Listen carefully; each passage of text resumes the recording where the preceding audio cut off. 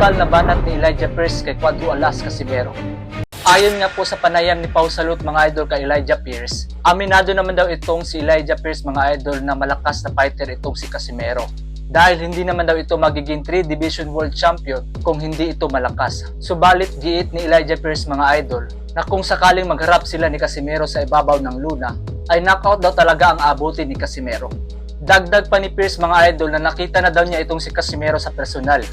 At masasabi daw niya talaga na maliit talaga itong si Casimero. Kaya kumbinsido daw siya na matutulog lang itong si Casimero sa kanyang kamao. Tinawag pa niya si Casimero mga idol na senior citizen at tatakbo lang daw ito sa kanya sa buong round. Ito mga idol at pakinggan natin ang panayam ni Pau Salud kay Elijah Pierce. You really want to fight Casimero? You consider this as a big fight for you? Absolutely. I'm like I said, I'm not gonna ever. I don't discredit no one. Casemiro, he's done some big